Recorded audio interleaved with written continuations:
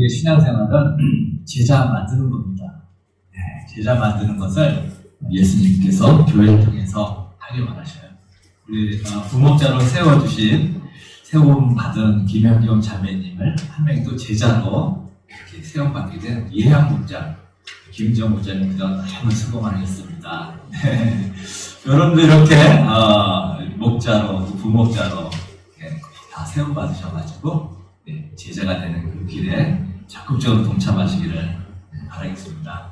자, 우리 오늘 말씀 하나님의 말씀 다 같이 일어서셔서 함께 로마서와 골로새서인데요. 한 목소리 읽도록 하겠습니다. 시작. 그러므로 우리는 믿음으로 의롭다 하심을 받았으므로 우리 주 예수 그리스도로 말미암아 하나님과 더불어 화평을 누리고 있습니다. 전에 여러분은 악한 일로 하나님을 멀리 떠나 있었고 마음으로 하나님과 원수가 되어 있었습니다. 그러나 지금은 하나님께서 그리스도의 죽으심을 통하여 그분의 육신의 몸으로 여러분과 화해하셔서 여러분을 거룩하고 흠이 없고 책망할 것이 없는 사람으로 자기 앞에 내세우셨습니다. 아멘. 자, 우리 서로 축복 빌어주십시다. 우리가 가지고 있는 축복의 땅의 복도 권리를 많이 받으세요. 하늘 복 많이 받으세요. 네, 땅의 복도 많이 받으세요. 네.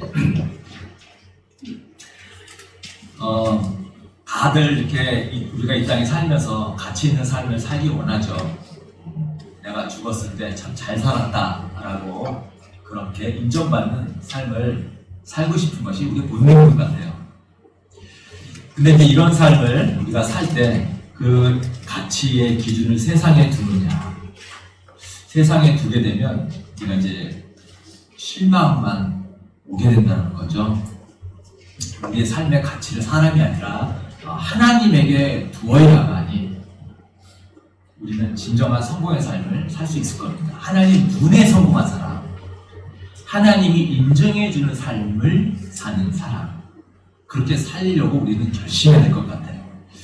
우리가 살면서 불안하고 염려 가운데 사는 이유는 이 삶의 가치를 업적을 쌓는, 업적에 기초한 성공, 업적에 기초한 성공을 추구하는 삶을 살면요, 언제든지 그 실패에 대한 두려움이 있기 마련입니다. 그러니까 내가 성공의 의지가 강하면 강할수록 실패의 두려움 또한 강하게 찾아오게 되어 있어요. 그러니까 마음의 평안이, 기쁨이 있을 수가 없는 거죠. 실패에 대한 두려움은 우리를 완전주의자로 자꾸 몰아갑니다. 실패가 두렵기 때문에 완전하게 살려고 하는 성향을 갖게 돼요. 무슨 일이 있어도 실수하지 않으려고 애쓰는 사람. 그래서 완전주의자들은 행복할 수가 없죠, 당연히. 어쩌다가 실수라도 이제 하게 되면 굉장히 실망스러운 거죠. 절망스러운 거죠. 남들은 그냥 웃어 넘길 수 있는 일도 자기는 그냥 못 넘기는 상황이 되는 거죠. 그러니까 절망에 빠지게 되는 겁니다. 행복해질 수가 없는 겁니다. 우리 주위에 이렇게 완전주의 성향을 가지신 분들 있죠. 탁 하면 떠오르는 사람이 아마 있을 거예요. 이런 분들은 어떤 계획을 세우면 오래전부터 계획을 세우죠. 예를 들어서 누군가 집에 초대해서 밥을 좀 이렇게 교제를, 식사 교제를 한다라는 계획을 세웠다 그러면 한 달 전부터 무엇을 음식을 뭘 할까 고민하면서 저번에는 이런 음식이 했는데 이번에는 다른 걸 해야지. 네. 잠도 못 자고 고민을 하죠. 그럼 그렇게 신경 쓰면 음식은 잘 되게 되어 있거든요. 그런데도 자기가 잘한 것은 눈에 안 들어오고 음식이 좀 짜게 된 거, 음식이 좀 짜게 됐다는 일, 또는 밥이 되거나 좀 질었다는 일, 잘한 것은 눈에 안 들어오고 좀 잘못한 것, 그것이 마음에 걸려서 그냥 속상한 거예요. 그냥 사람 불러서 행사 치우고 나면 완전 파김치가 돼버립니다. 그러니까 다시는 하지 말지. 힘들어 죽겠다.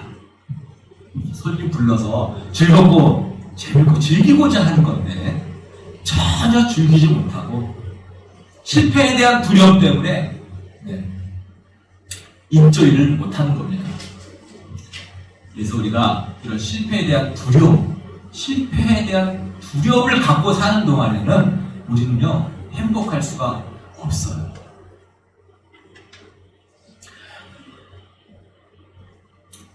이렇게 실패에 대한 두려움이 있는 사람은 그래서 자기가 잘하는 거, 좋아하는 것만 하게 되죠. 실패가 덜 하게 되니까. 그럼에도 불구하고 자기가 잘하는 거를 했는데도 불구하고 거기서도 조금의 실패가 생기게 되면 아유, 그렇지, 내가 나는 못해. 이렇게 스스로 자존감을 확 꺾으면서 이렇게 사니까 전혀 행복할 수가 없는 거죠. 여러분, 이렇게 우리가 업적에 기초한 성공을 나의 가치를 이 업적에 기초한 성공에 두려고 하는 그런 삶을 사는 동안에 우리는 항상 실패에 대한 두려움 때문에 우리는 행복하고 감사하게 살 수가 없게 되어 있습니다. 그런데 여러분, 우리가 잊지 말아야 될 것이 있죠. 하나님은 이미 나를 성공한 사람으로 봐준다는 거예요. 이미 나를 성공했다고 봐준다는 거예요. 하나님 입장에서 어떤 사람이 성공한 사람이냐? 내가 성공한 사람이라는 것을 알고 믿는 사람. 하나님 입장에서는 그 사람이 성공한 사람이에요.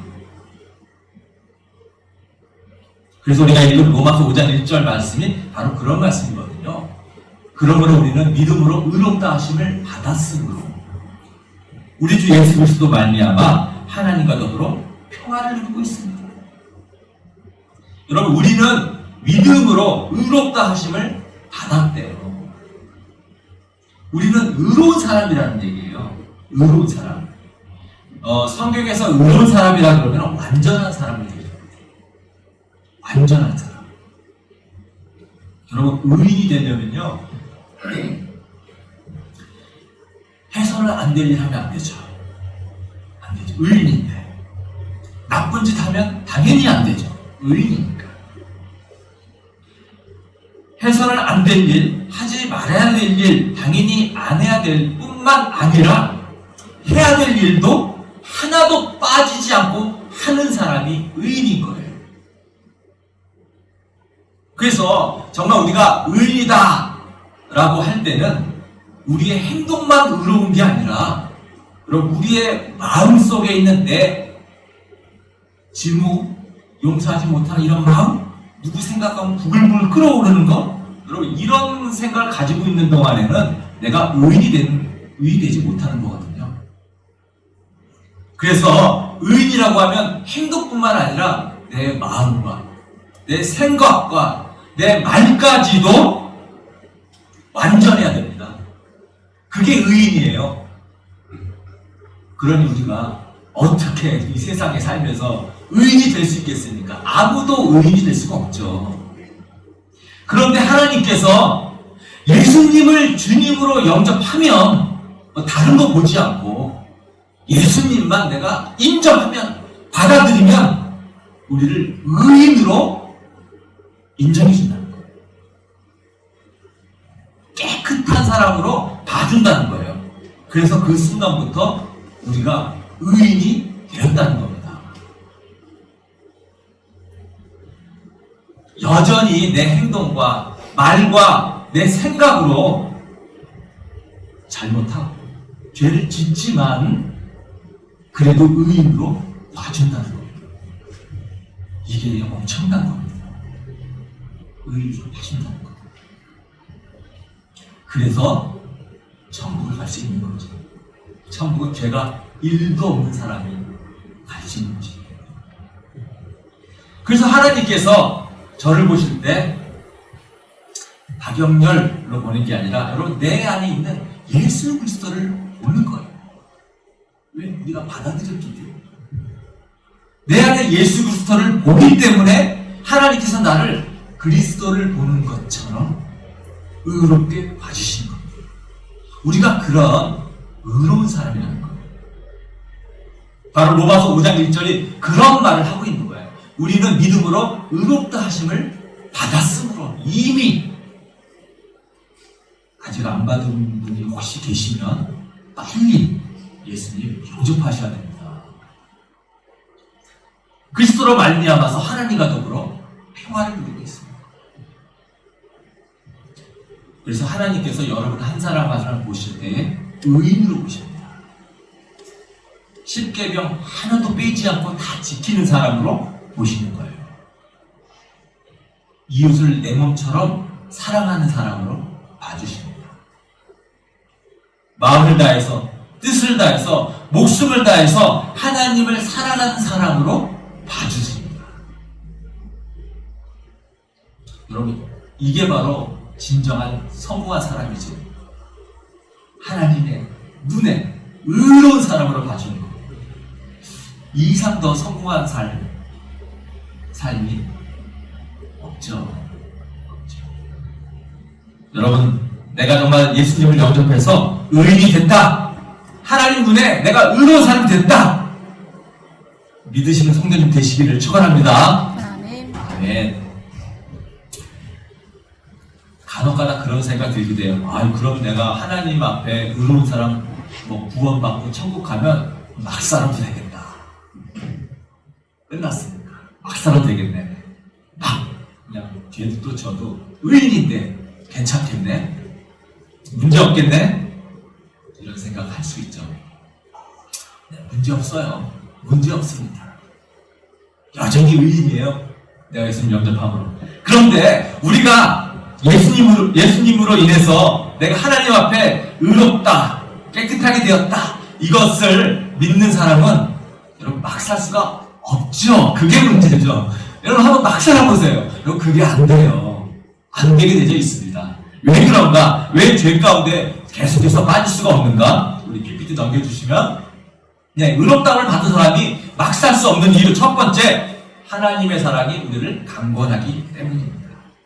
하나님의 사랑이 우리를 계속해서 마음을 주도하기 때문에 죄로부터 점점 멀어지고 싶어지지 죄 가운데 계속 머물고 싶게 되지가 않습니다. 여러분 가운데 친구가 두 사람 있다고 해봐요. 한 사람은 아주 명석하고 아주 예리하고 날카로운 사람, 객관적으로 바라볼 줄 아는 사람, 나의 강점, 약점 정확하게 객관적으로 보고 잘했을 때는 칭찬해주지만 좀 잘못하면 아주 날카롭게 예리하게 지적하는 사람, 칼 같은 사람. 또 한 사람은 그냥 평범한 사람이에요. 바보는 아니에요. 평범해요. 웬일인지 저 사람은 그냥 나를 늘 좋게 봐줘요. 뭘 해도 좋게 봐줘. 내 약점을 모르는 건 아닌데 그냥 감싸주고 인정해주고 생각도 깊고 그런 사람. 여러분 두 사람 중에 누구하고 같이 있을 때에 내가 좀 더 의로운 사람으로 살아갈 수 있을까? 당연히 나를 믿어주고 나를 좋게 봐주고 내가 그 사람하고 함께 있으면 참 내가 더 따뜻하고 사랑이 많은 사람으로 나도 그렇게 닮아가는 거죠. 내가 더 좋은 사람으로 그렇게 변하게 되지 않겠습니까? 하나님이 자격 없는 나를 이렇게 의롭다라고 의로운 사람으로 봐주시기 때문에 우리도 하나님의 사랑을 입은 사람이면 여러분 막 살지 않고요, 죄로부터 점점 멀어지려는 삶을 살게 되어 있는 거예요. 내가 의롭게 됐다는 거, 여러분 이걸 믿지 않으면요 우리 삶에 변화가 없어요.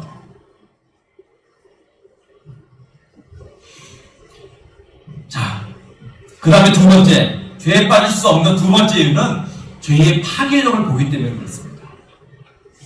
그냥 하나님 구원받았으면 막 살아도 되는 거지 라고 얘기하시는 분들은 죄의 파괴력이 얼마나 큰지 모르시는 분들이 그런 말을 합니다. 여러분 죄라고 하는 것은요 관계를 일단 파괴하거든요. 늘 항상 죄는 내 주변 사람과 이웃과의 관계를 파괴합니다. 우리가 요즘에 SNS나 유튜브 많이 보게 되는데요. 하나님을 모르는 일반 사람들이 만든 콘텐츠를 가만히 보면요. 굉장히 폭력적이고 다 죄를 미화하고 있는 컨텐츠들이 굉장히 많습니다. 죄를 미워해요. 죄, 그거 괜찮은 거야. 그리고 죄라는 것은 우리에게 기쁨을 주는 거야. 쾌락을 주는 거야. 그리고 그렇게 사는 게 이게 의미 있게 사는 거야. 이게 뜨겁게 사는 거야. 이렇게 우리에게 계속 우리를 조종하죠. 여러분, 그렇게 우리가 아무 생각 없이 그런 줄 알고 살다가 우리가 예수님을 딱 믿고 예수님을 영접하게 되면 여러분 영적인 눈이 뜨이게 되거든요. 영안이 열리게 되거든요. 그러면 죄의 파괴력이 이제는 서서히 눈에 들어오기 시작을 합니다. 들어오기 시작합니다. 특히 드라마나 영화나 불륜에 대한 이야기는 정말 넘쳐나는 것 같아요. 사랑할 수밖에 없는 뜨거운, 우리는 운명적인 사랑이다. 뜨거운 사랑이다. 굉장히 이것을 미화하고 아름답게 포장하지만 그 영상 아래 포함되어 있지 않는 그 자녀들, 그 가족들이 겪는 그런 상처나 고통, 아픔들은 전혀 이야기하지 않죠. 예수님 영접하게 되면 그런 파괴력들이 보이기 시작한다는 겁니다. 그래서 그 파괴력을 알기 때문에 죄를 짓지 않으려고 다짐하게 되어 있는 거죠. 또 하나님 앞에 의롭게 됐다는 것을 믿을 때 우리가 박사할 수 없는 세 번째 이유는 죄가 사역에 지장을 주는 것을 알기 때문에 그렇습니다. 우리가 하나님을 믿고 예수님 믿고 신앙생활을 하게 되면요, 우리의 세상에, 내 인생의 목표가 달라지기 시작하죠. 이제는 정말 하나님 나라를 위해서 살고 싶은 소망이 생깁니다. 자기가 사역자가 되게 되어 있어요. 꼭 저처럼 목회하는 사람만이 사역자가 아니라 평신도들도 각자의 직업 안에서 삶의 길을, 소명의 길을 가게 되어 있거든요. 그런데 우리가 죄 가운데 나가게 되면 이 사역이 방해를 받게 되죠. 종종 큰 교회 목사님들이 또는 아주 사역을 왕성하게 하는 찬양 사역자도 마찬가지고 성적인 문제는 쾅쾅 그냥 넘어지는 건 종종 보게 되죠. 여러분, 이런 분들이 하나님께 회개하면 하나님 용서해 주십니까? 당연히 용서해 주시죠. 믿는 자들이 죄 짓고 난 다음에 회개하면 용서해 주시죠. 그러나 그분의 사역은 그때부터 사실은 정지 상태가 돼요. 어떻게 보면 끝이 될 수도 있어요. 대부분 그렇습니다. 죄라는 것은 우리가 주님 사역을 하는데 언제든지 거침돌이 돼요. 그래서 히브리서 10장 1절에 이런 말도 있죠. 우리도 갖가지 무거운 짐과 얽매는 죄를 벗어버리고 우리 앞에 놓인 다름질을 참으면서 달려갑시다. 우리가 믿음의 삶을 살아가는데, 믿음의 경제를 막 살아가는 데 있어서 이것에 걸림이 되는 것, 짐이 되고 얽매이는 죄. 이 죄라는 것이 우리를 얽매이는 것입니다. 우리가 믿음의 경주를 하는 데 있어서 너무너무 거추장스럽게 만들어요. 그래서 우리는 죄를 짓지 않으려고 하게 되는 겁니다.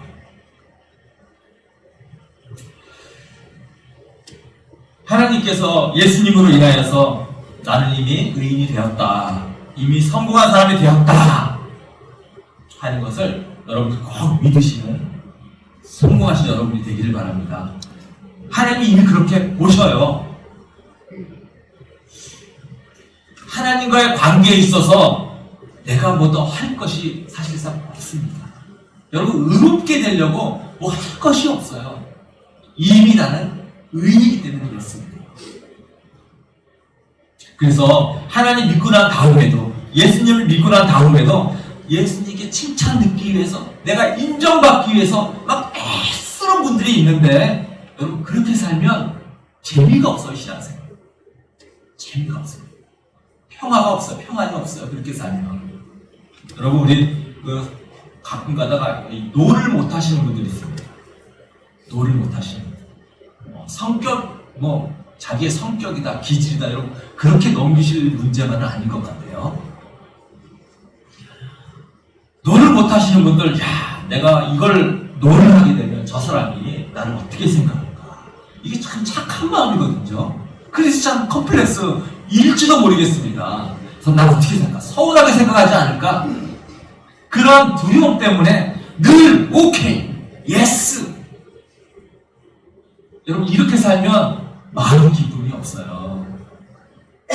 늘 잔잔한 불만이 마음속에 심겨져 있거든요. 이게 계속 쌓이고 시간이 지나면요 불만이 되고 어느 순간 한순간에 터져버립니다. 폭발하게 되어 있습니다. 자기 자신을 노출하는 것을 두려워하는 사람도 그렇습니다.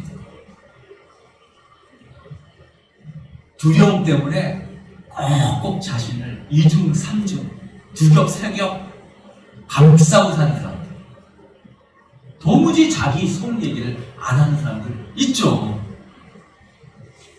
두려움 때문에 그런 거거든요. 여러분 그렇게 살면요 외로운 거예요. 공동체에서는 오픈해야 돼요. 부부끼리도 그렇게 사는 사람들 있습니다. 아내가 무슨 생각을 하는지, 남편이 무슨 마음, 그 속에 무슨 두려움과 염려, 걱정 가지고 있는지, 또는 내 마음속에 있는 이런 두려움, 나의 이런 비겁함, 이거를 알면 내 배우자가 나에게 실망할 것 같아서 꼭 감추고 사는 부부. 잠만 같이 사는 거죠. 진정한 부부의 삶이 아닌 거죠. 우리가 남에게 잘 보이기 위해서 그렇게 애쓰며 사는 동안에는요, 우리가 거부당할지 모른다는, 또 실망시킬지 모른다는 이런 두려움 때문에 우리는 참된 관계 속에 들어갈 수가 없습니다. 그런데 그럴 필요가 없는 것이, 여러분 하나님은 우리를 이미 성공한 사람으로 봐주신다는 거예요.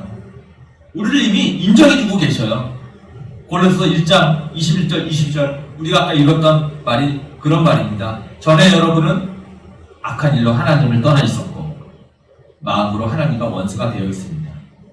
그러나 지금은 하나님께서 그리스도의 죽으심을 통하여 그분의 육신의 몸으로 여러분과 화해하셔서, 여러분 화해하셔서, 이 화해라는 말이 참 재밌어요. 화해라는 것은 전에 친구였다가 갑자기 적이 됐는데 다시 친구가 됐을 때 쓰는 단어가 화해입니다.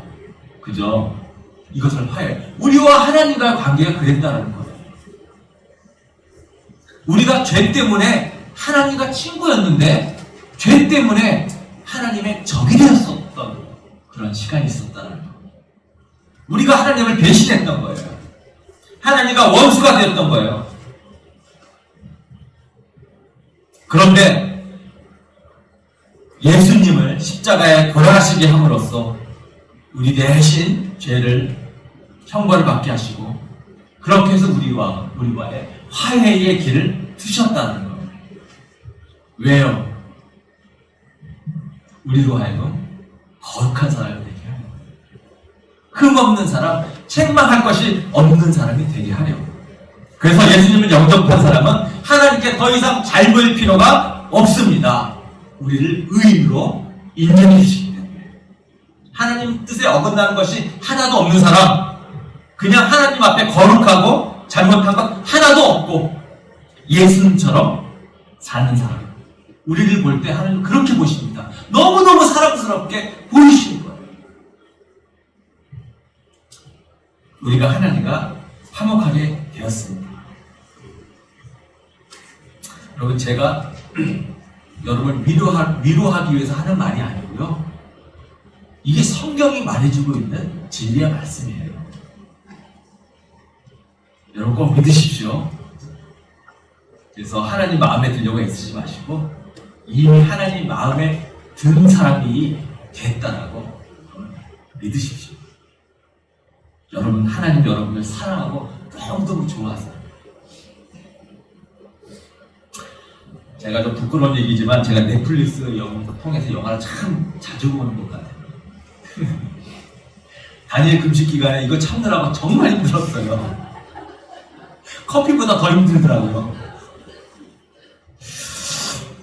어떨 때는 막 사역에 막 쫓겨서 시간 부족한데도 넷플릭스 뭐 없나? 막 이렇게 서치하고 막 볼 때가 있는데, 참 그럴 때 이제 내 속에서 하나님, 참 죄송합니다. 내가 이렇게 의지력이 참 약하네. 근데 언젠가 하나님 내 마음속에 이렇게 말씀하시는 거예요. 야, 영렬아, 너는 왜 나를 적으로 만드냐? 나는 네 편이다. 이런 하나님의 따뜻한 음성이 내 마음속에 확 들어오는 거예요. 제가 깜짝 놀랐습니다. 여러분, 제가 가지고 있었던 하나님에 대한 이미지, 하나님은 팔짱을 다 끼시고 내가 잘하나 못하나, 잘하면 끄떡끄떡 하시고, 잘못하면 꿀밤을 때리시는 어떤 그런 나를 지켜보시고 판단하는 하나님, 내가 그런 하나님으로 생각을 했었는데, 그 순간에 하나님이 이렇게 심판자 재판관이 아니라 하나님 내 앞에 있는 분이 아니라 내 옆에 계신 분이다. 내 옆에 서서 항상 내 편이 되어주셔서 내가 죄로부터 승리하도록 나를 도와주시고, 내가 실패할 때에 같이 마음 아파해 주시고, 내가 넘어질 때 일으켜서 다시 싸우도록 용기 주시는 그런 하나님, 그냥 내 편이신 하나님이다. 이런 어떤 깨달음이 나한테 확 오는 순간이었어요. 이게 저한테 신앙생활에 좀 많은 변화를 오는 순간이었거든요. 여러분, 하나님은 심판자가 아닙니다. 우리에게 있어서 심판자가 아니에요. 하나님은 나의 적이 아니라 늘 나와 더불어서 나와 함께 죄를 위해서 싸우시고, 나의 못되고 더러운 성격을 위해서 함께 고민하시고 애쓰시고, 또 이 사단의 적과 함께 싸워주시는, 나와 함께 하시는 분이시다.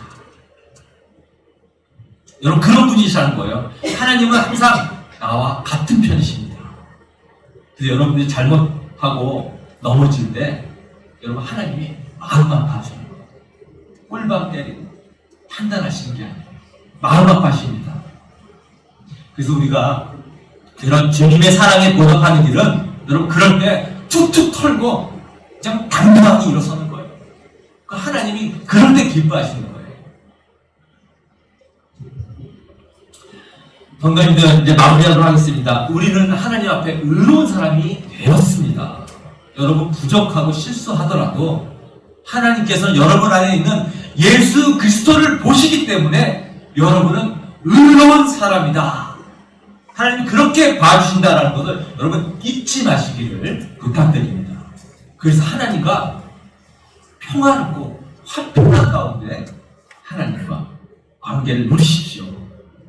어떤 일에서 성공하든지 실패하든지, 내가 신앙생활에 승리하고 있든지 패배하고 있든지, 항상 나의 편이 되어주셔서 나와 더불어 안타까워하시고 싸워주시는 그런 하나님, 우리는 이미 성공한 하나님의 자녀인 것을 믿으시는 성도님 되시기를 예수님의 이름으로 축원합니다.